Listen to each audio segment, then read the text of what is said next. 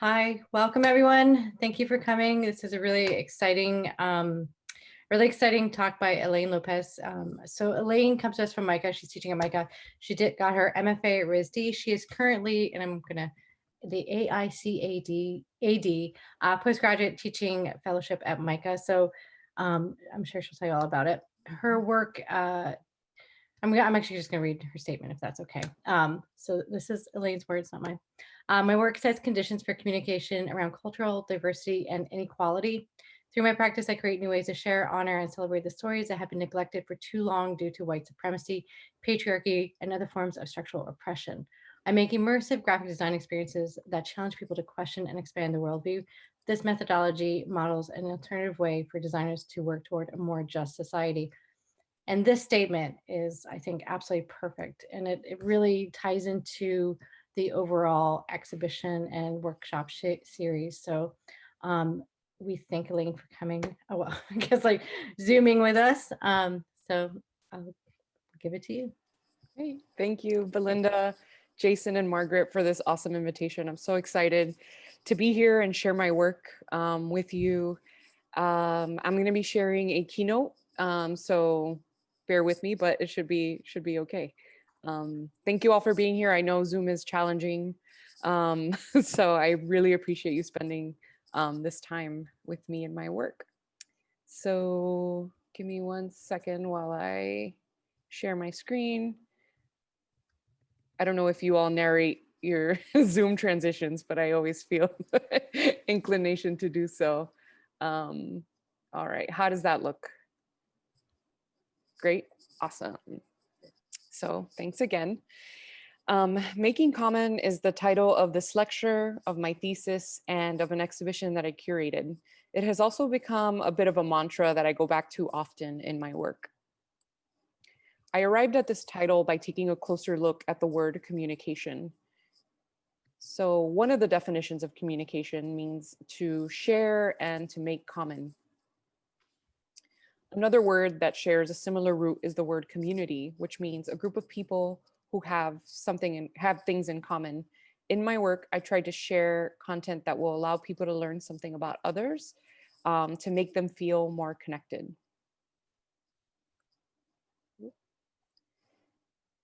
So this here is this is my thesis book where I go into much more depth about all of the things I will share today. If you are interested in downloading it, it's available for free off of my website. So feel free to take a look. But I'm going to share not all of the work in here, but a lot of it that is relevant to this idea of making common. The project that led me to this area of inquiry happened on March 3rd, 2018, when I cut out all of the images of people from the New York Times. I then put them back into a newspaper format without the text. On this day, there were 45 images of white men. They were represented performing a wide range of activities like passing legislature, working the land, conducting orchestras, building walls, learning, fishing. Men of color were mostly shown playing sports or in conflict situations. When men and women were shown together, the woman was often looking towards a man. There were 10 images of women in the entire newspaper on this day. Most of them were of Cynthia Nixon, and also of fictional characters. This is when she was running for office back in the day, so that's why there was so much Cynthia Nixon. There were only 2 women of color featured alone. This simple gesture of cutting out people's photos from the newspaper shows us who's being left out of the conversation. This disparity between the stories being told in the media and my reality struck a familiar chord. I was born in Miami in 1984 into a family of recently arrived Cuban exiles. From an early age, I noticed a difference between my life at home and what was represented on TV.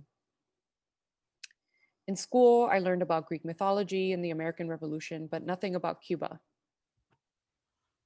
This made me feel ashamed of my culture because it didn't seem worthy of being taught in school. My experiences in the design industry as a Latina have had a profound influence on my desire to radically expand the ways we practice and teach design. One way I expand my practice is to share aspects of my Cuban heritage through my work. The first project I will share is an experimental publication called Bolita. For as long as I knew her, my grandmother watched the evening news to record lottery numbers. This is one of the many notebooks she kept. You can see the dates and the set of numbers. She had kind of messy handwriting. I researched this behavior further and discovered that it wasn't just her. In Cuba, the lottery has a long history tracing back to the migration of workers from China in the 1800s. So this is a lottery ticket from 1879. This one is from 1919, and this one is from 1952. Similar to Chinese numerology, Cubans assign a meaning to each number to help them to help translate their dreams and daily situations into the numbers to play in the local lottery. This system is called La Charada, and it is really common among Cubans. If you happen to know any older Cuban people, ask them to tell you what any number between 1 and 100 means. I'll break this down a bit further. So for example, if you saw a horse today, number 1 means horse. So you should play the number 1 in the lottery today because you will become rich. I was fascinated by this history, so I decided that I wanted to conduct more research by using the numbers and the words of La Charada as a guide. So since number 1 means horse, I Googled Cuban horse and found this Wikipedia page about the Cuban criollo horse, and yeah, who was brought from Spain in 1751. I then used that information to create a signature for a book. So like a page, front and back. This one is for the number 16, and it talks about how the Spanish brought bullfighting to Cuba in 1538. I then designed an interactive publishing game where the numbers you pick determine which pages you get. So you start by picking up one of the balls, and that'll tell you the number. Normally, if we were in person, you would pick a ball out of a bag so you couldn't see which ball you were selecting. Then you would grab the pages based on your number. So for example, if you got number 4, that would be cats. And when you research Cuba and cats, you learn about Ernest Hemingway's cats with 6 toes. Number 7 is seashell. And this page explains how the CIA tried assassinating Fidel Castro with an exploding seashell. This is what so I would take those pages and put them into a clear bag, and this would be sort of what you would receive at the end of that. Each page tells a fragment of Cuban history to represent how we learn about cultures through random bits and pieces of information. Admittedly, this is a complicated system to explain. It was hard to make this project without the feedback of a Cuban person, but it was important for me to stay true to this custom. I like sharing this project in all of its complexity because I believe it is important for students to dig deep into their experiences and cultures and make work about things that are complex, rich, and hard to explain. This is how we make those stories more common. Another project inspired by my heritage is based on dominoes. So if we were together, I would ask people to raise their hands if they knew how to play dominoes, but I can't see your hands right now. Many people I've met think that this is how you play dominoes. But to me, dominoes has always looked like this. This is a place called Domino Park in the Little Havana neighborhood of Miami. Here are people playing in Cuba. And when Obama visited Cuba in 2016, he was invited to play dominoes on TV. And like he says, it's very easy to play. So the object of the game is to get rid of all of your dominoes or have the smallest number when no one can go any further. Each player takes 10 tiles, and the player with the highest numbered tile goes first. Then you match the numbers on either end using your tiles until you run out. There's more to it than that, but you get the idea. I was inspired by Studio Moniker's Dazzle Fungus series. Is anyone familiar with this? So these are a series of crowdsourced installations that provide participants with stickers and a set of instructions. This conditional design installation gives participants the opportunity to collectively create an installation. This allows people to feel more connected and engaged to the piece and to have more of an active experience than just being a spectator. So keeping this in mind and keeping the game of dominoes in mind, I created 55 9x17-inch sticker tiles out of vinyl. Then I asked people to place these tiles on the floor or anywhere really. And they had a lot of fun with it. Those who knew how to play taught those who didn't, and people worked together to install each piece. I've installed this twice previously. There were images from RISD. These are from Micah. These are some of my students installing um, this piece. This was just before COVID hit, so it was actually one of the last times where people got to interact so close. Looking at this from now is like, oh, wear your masks 6 feet away. But people had a really good time, and many recall it as one of the more memorable moments of the semester, besides COVID, obviously. And people install this wherever they want. So here you see folks putting it on the glass all over the walls. It even started to invade other pieces in the exhibition. And it made for a good opportunity for people to connect and have a conversation who may not have otherwise engaged in this way. So aside from sharing my culture, I've had the opportunity to use my skills as a designer to communicate the speculative futures of other cultures. So this next project I'm going to share is called Souvenirs from the Futures. And it was a collaboration with an industrial design professor at RISD. So in 2017, Paolo Cardini traveled to Cuba, India, Iran, Ethiopia, and Peru. In each of these places, he asks students to write a story about the future from their perspectives. In addition to writing these stories, students visited with local artisans to learn traditional ways of making. Students were then asked to design objects based on these stories using the techniques they learned from the local artisans. As the designer on this project, I was tasked with designing a catalog and exhibition materials that told the story of the project while highlighting the students' work from a non-Western perspective. We chose to create a newsprint publication to reference the concept of a newspaper in which the perspectives of the future will change daily. Each newspaper served as a portable exhibition that could be put up on the walls to recreate the show in different countries. We highlighted the student narratives in their native language while de-emphasizing the English copy. This publication included over 6 languages and was very challenging to typeset, as you can imagine. When folded this way, it served as a label for each of the works.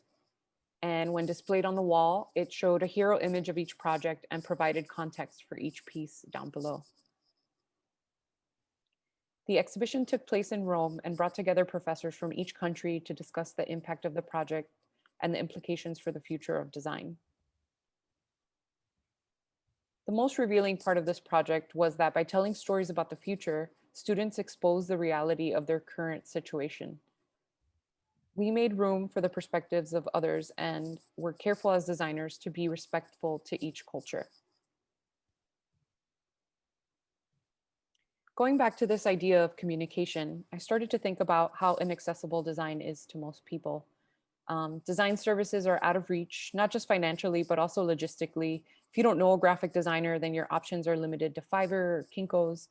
As a result, we've come to associate authenticity with things that are undesigned or standard. And this was the inspiration for this project called Signs of the Times. So I grew up in Miami looking at these signs. Most strip malls around the country have this type of signage. In Miami, they sort of tell the story of the Latin diaspora that exists there. They don't really subscribe to the rules of typography that we study in school, but they do get their message across to the intended audience. To me, they communicate authenticity. Since the election of Trump, I've had many conversations about the radical changes people have made in their lives. I wanted to capture these changes as people voted in the midterm election on November 7, 2018. In order to retain the personal and informal nature of these conversations, I reached out to friends via text message and asked, question for a project, has your life changed as a result of the 2016 election? If so, can you share the first thing that comes to mind? So here you have this text message interaction with my friend Kira. These responses were relatable, but also reflected a left-leaning perspective. I wanted to share them in a way that would help people empathize with how their choices have affected others. By printing these messages using the same materials and visual language as election campaigns or landscaping businesses, perhaps people will pay attention to what is being said. I then put these signs all over Providence, Rhode Island, where I was living at the time. So this is one of the signs like off the side of the road. Here it is in front of some businesses, front of a pole somewhere. I just drove around and found good locations. And as soon as I put this one down, these folks were walking by and wanted to pose with it immediately, which was a huge success because it meant to me that it really, the message on there connected with people. I've also exhibited these signs, not just outdoors, but inside. The phone number that's on there, if you call this phone number, I purchased it. And so it will give you a voicemail of how, asking you how your life has changed since the election. Here they are in a different exhibition in Chicago. It's really interesting thinking about this project from today, right? As we are very near to an election. I think that my favorite part of this project is the conversations I've had with people who call. So sometimes the number just goes straight to my phone. And I've had conversations with people about the changes they've made in their lives. And to me, this is the best use of design, right? What something that can bring people together to have an authentic dialogue. A different project I did is called Hot Air. And this is an interactive sculpture that serves as a metaphor for the struggle for power and dominance within a conversation. So here is a close-up shot of this box with many balloons in it. Participants select a balloon and insert it into a small hole on either side of the box. With minimal instruction, they begin to inflate their balloon and instinctively begin to compete. Results vary, and the dialogue that occurs between participants brings awareness of the identity of each participant and shows how power dynamics are present during our conversation. Now I'm going to share a video, but I wonder if the sound is working. I don't know if I clicked the two thingies, but so here's an image of the project in play, and then let me know if you can hear this or not, because I can stop. Is there audio? No? Okay. That's okay. I'm going to pause really quick and get back into the, stop sharing.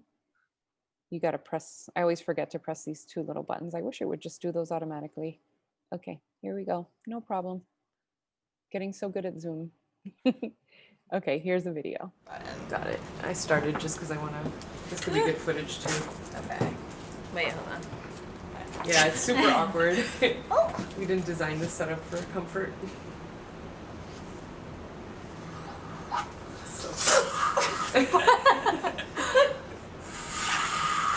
Okay.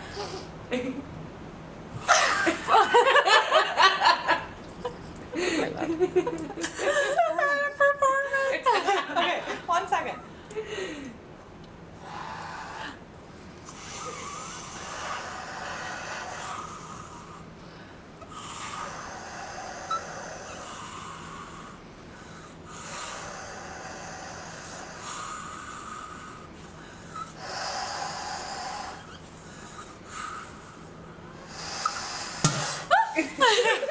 It's so scary. You know what's going to happen. And then, oh my gosh, I love it. How did that feel?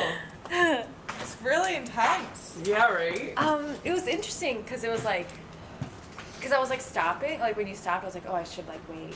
And then I was like, yeah. So depending on who participates in this, the meaning for the viewer is likely to change. So it's different if you are participating or if you're watching other people participate. I will also file this one under things that we probably can't do anymore due to COVID. So to me, the classroom is a really important place. There are a few opportunities where you get to meet with people for 15 weeks. And yet so many classes that I've been in, I didn't really get to know most of the people in the classroom. So semesters would come and go and potential connections would go unmade. So I designed this workshop to build a community with a group of people, and you will all participate in this very soon. So the workshop was originated oh, wait, yeah. So this was the first time I ran this workshop. Originally, it was done with paper and spiral binding and markers, and we would be in person and interacting and sharing answers to questions together and writing them down and building a book together. Um, this intimate interaction brings people together by sharing information, but also by providing an opportunity for participants to collaborate. The objective is that you take a few minutes to get to know someone near you and have fun while doing it. So this is at MICA about a year ago, where I ran this workshop with about 100 people. And here are some folks trying to find something they have in common. I think they were trying to guess if their hands were the same size. Here are students from San Francisco State University participating. What strikes me most is how much fun people have while playing. I think we need to make more opportunities for unstructured organic communication.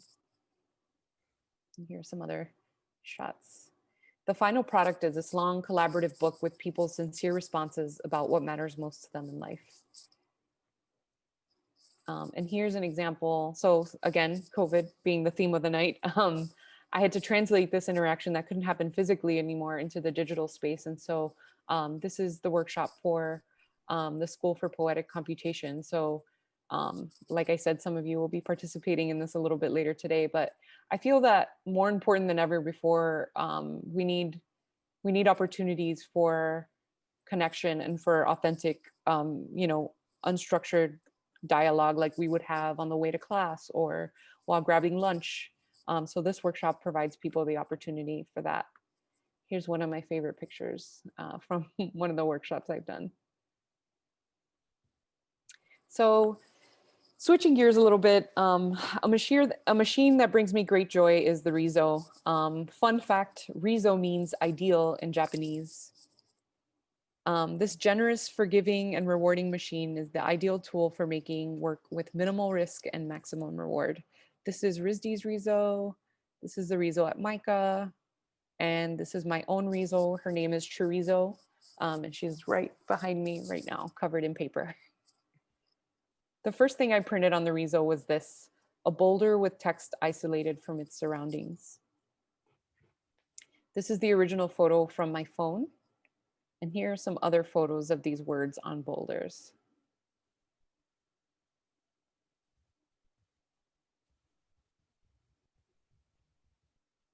These are all of the words carved onto 24 boulders in Dogtown, Massachusetts. They were put there by Roger Babson, the eccentric billionaire who founded Babson College, among many other achievements. During the Great Depression, he hired unemployed stonecutters to carve these inspirational mottos onto these boulders. He said of this project, my family says I'm defacing the boulders and disgracing the family with these inscriptions, but the work gives me a lot of satisfaction, fresh air, exercise, and sunshine. I'm really trying to write a simple book with words carved into stone instead of printed on paper. But since no one sees these boulders in their location, I decided to return them back into paper. So here are some of them printed. So I call this series Babson Boulders. And my goal is to eventually print all of them. I have quite a few done already. This is what the original set looks like.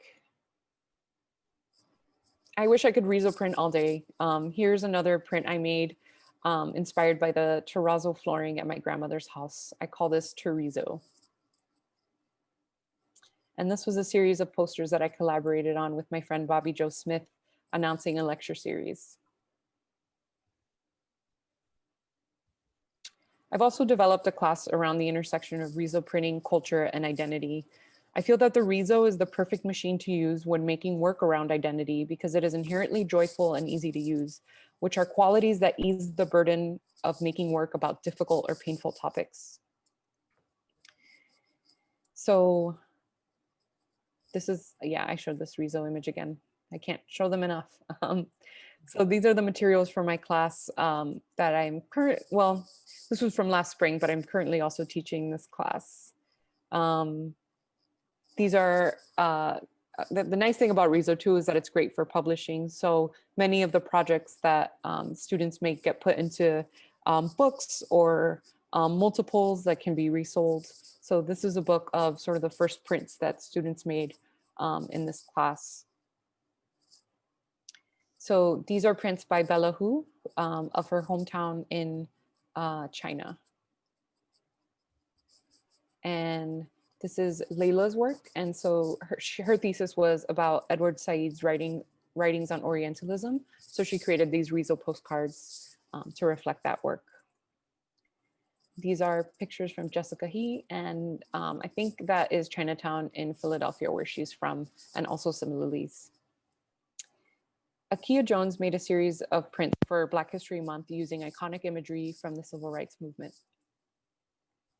And Shivani wanted to commemorate fruits she doesn't like, but she made them look really pretty. So I don't know if she really doesn't like them. Yash was a graduate student whose thesis was exploring gender by challenging society's notions of masculinity. He created these prints, I think pink and purple. I'm not sure if they were on white paper or on pink paper. And he turned these prints into a mural as part of his thesis installation. Another student, Desang, was inspired by stained glass. So the nice thing about Riso is that it prints multiples. So it's easy to do things like wallpaper to cover large surfaces. And here she knew she was going to cover this pole. So she matched the color to the color of the pole. And so this starts to look like stained glass, which is really beautiful. We also made some Riso GIF animations. So this is a project by Zina Brar about a trip she took to Spain. And this is a project by Xing Mu. And she used an animation she already had. This is a project by Jessica He, another Riso GIF animation. So you see it gives it this interesting quality. It's not exactly perfect, but that's sort of the appeal of it. It almost feels vintage or like an old film reel. So in the middle of this class, the pandemic hit and we were forced to go online, which is difficult for a class as physical as Riso printing. So we pivoted and decided to create this collaborative publication. I assigned weekly readings to students by authors such as James Baldwin to help them cope with the chaos of the situation. Students responded visually using whatever they had accessible to them. So, photo collage in Photoshop or hand drawing. These were printed by Resolve, which is a Riso printing studio in Lancaster, Pennsylvania, not too far from us, about an hour away from Philadelphia. So we printed about 100 of these and we sold them online. And the proceeds of this project are helping to fund the current Riso class that's happening online this semester. So they're helping to pay for mailing, and we're actually going to replicate this publication this semester and then use those funds for the next time the Riso class happens again. This is the first project we printed this semester. So it's a quarantine cookbook with recipes that people made while in quarantine. So here we printed and bound this book with the recipes on the inside. Here's some of the recipes. So finally, I turned this idea of making common into a traveling exhibition. So Making Common brings together art and design students, professors, and practitioners that share a common interest in communicating non-normative experiences and perspectives. Collectively, the show explores the expression of cultural identity, experiences, and underrepresented narratives through photography, printed matter, installation, websites, and videos. These works model an alternative way to use art and design to question and expand our worldview. So these are some shots from the exhibition. The first one took place at MICA, where I currently teach. And these are from San Francisco State University. So I'm going to share the work, some of the pieces in this exhibition. This piece is by Tatiana Gomez Gaguero, and she describes it, this piece is called America, and she describes it as a small typographic change, a single glyph that switches the E from the E with the symbol, transforms, I don't know what the symbol means, sorry, or the proper word for it, transforms the whole meaning of the word. The word American in English has a specific connotation. It refers to people from the United States of America. In Spanish, we consider the American continent as a whole. We use the demonym Americano or Americana. We do not make, when we use the demonym Americano, Americana, we do not make any distinctions between North, Center, or South. This piece is part of Paul Solelis's queer archive work. So it's a loose assembling of queer methodologies with a particular view towards urgent craft, failure, and survival. It is an imperfect signal sent into muddy waters, the start of a speculative practice forming within and emerging from the undercommons. It is a communal publishing space for artists and writers who reject normative narratives through techniques like interference and refusal. Queer.archive.org is an attempt to move far beyond the printed web. It's an experiment in publishing as a practice of resistance. This piece is called Separados, and it was curated by Shira Inbar. This is a catalog of visual responses to the situation of migrant children being separated from families and detained in concentration camps at the southern US border. All profits from the sale of Separated are donated to support and benefit the detained migrant children in the US. There are several copies still available, so I will link to the website for this later if you're interested. This piece is a video by photographer Steph Foster, who is also based in Philadelphia. And this video shows the intimate interactions between two Black hands. Slowed down, the 4-second handshake spreads out over 2 minutes and draws the viewer's attention to each movement of the hands and fingers, intertwining and drawing apart in a nuanced dance. And the final piece I'll share in this exhibition is by Daniel Ramos, who is a Mexican-American photographer currently based in San Antonio. With his work, he tells the stories of those who rarely get a chance to do so for themselves. So that's all I have for my presentation. Thank you. I'm going to stop sharing so I can see all of your faces. Thank you so much. That was You're welcome. wonderful. You can't hear Thank everybody you. clapping, but I'm sure they are clapping. It really was great. So we have a couple questions, and everyone please put up your questions in the chat or a Q&A. Start with from Anita Allen. How important is photography to your work? That's a really great question. It's super, super important. I currently share my studio actually with a photographer, so that's really important. Make friends with photographers or be very good at photography. And I think photography is important in a few different aspects. But as designers, I think the documentation of your work is critical. And in that sense, I think either investing in a good camera and being able to document your work in really interesting ways makes all the difference, right? You can have a beautiful project, but if that's not documented properly, then others may not really be intrigued about what your project is.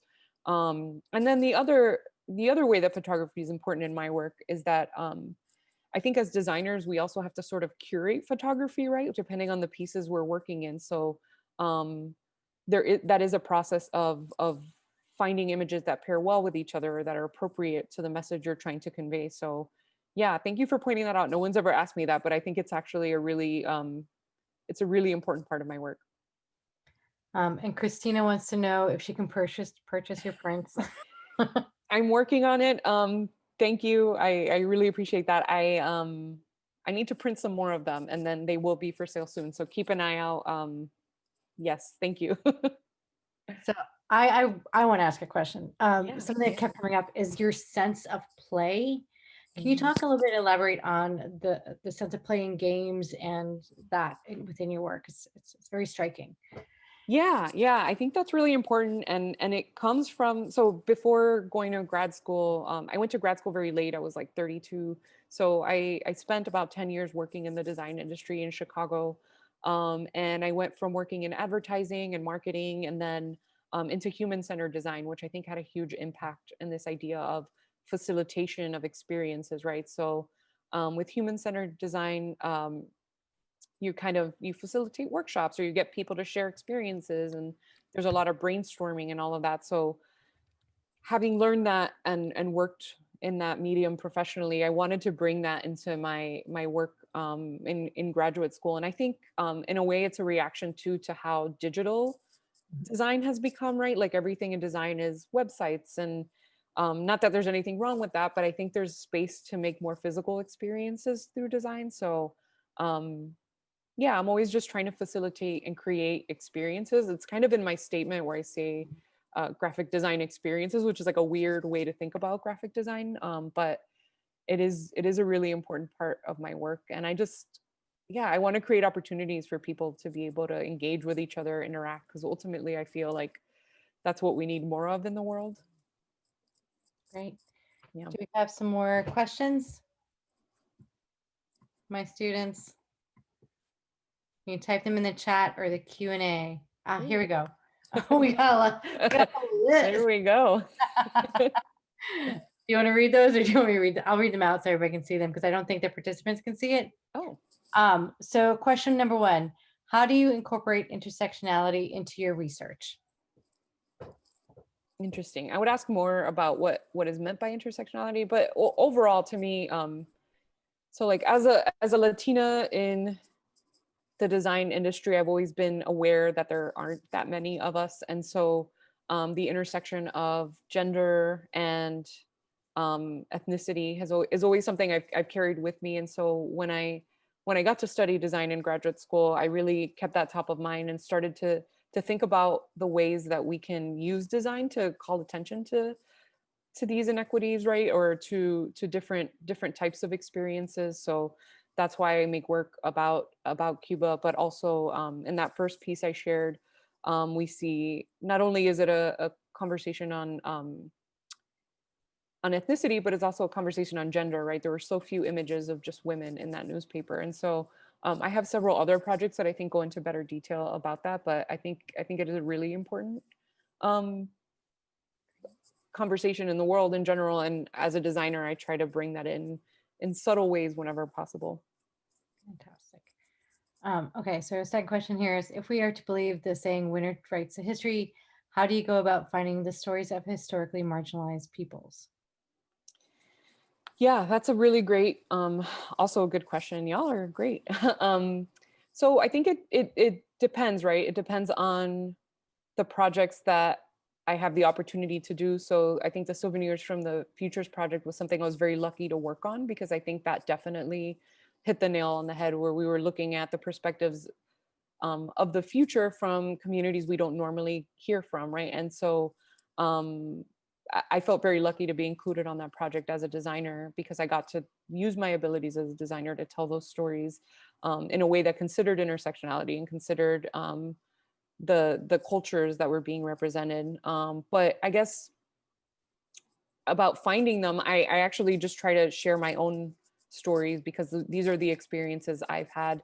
I worked as a human-centered designer for social impact for a little while, and it was fun, but it also rubbed me the wrong way sometimes, because I felt like we were speaking for communities that we didn't necessarily belong to. And I say this as someone who grew up as a daughter of immigrants. We didn't have a lot of money growing up, so I was always really sensitive when I heard people speaking for other communities. And so I think that's challenging. And sometimes as designers, you have to know when it is your place to do a project and when it's not your place, and perhaps passing that opportunity to others who may have more experience with that. Or if there aren't designers that can do that, at least being like really truly trying to listen and get the input from the communities you're trying to work with, because it's really important to not speak for other people. Great point. Yeah. When working to amplify the voices of those who have historically been silenced by oppression, it can be easy to get carried away and speak Yeah. for people instead of, of Yeah. creating a platform for them to tell their stories. What steps do you take to ensure you're doing the latter? I think that sort of comes from your last question. That's, yeah. Yeah. And I think the Signs project is another interesting way I tried to do that, right? So I just sent text messages to friends, and admittedly they were not necessarily people from marginalized community, but I think asking questions, right? And then just taking the things people say and amplifying those things as were said to other communities, I think is a really powerful thing that we can do as designers. Great. And so the last question here from Christina is, unpacking the biases that have ingrained by society is a lifelong journey. What are your personal recommendations for confronting and deconstructing harmful biases? Yeah, yeah.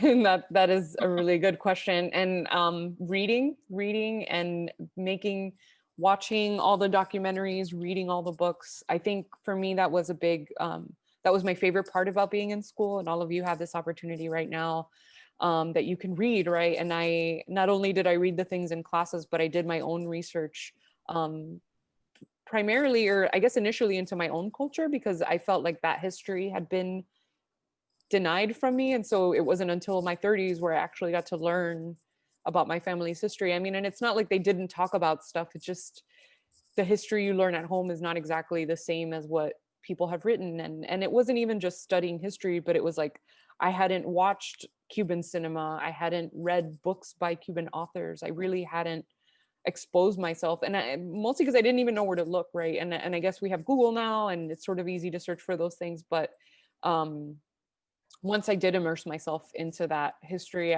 just my eyes were opened. And I think we're living in a moment right now where there's so many resources, right? There are so many books.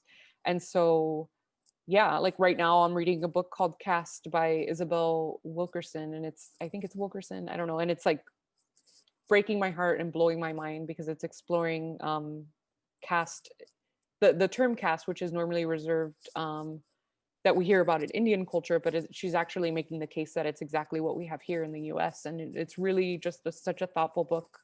But I think reading as much as possible, um, making friends actually with people that are unlike yourself, right? And I mean that not just race, but also ages, places, trying to have as many friends and connections all over the world from different walks of life, I think is, in my humble opinion, the solution to maybe a lot of the problems we have now. And I think the workshop we're going to work on actually touches on that a little bit.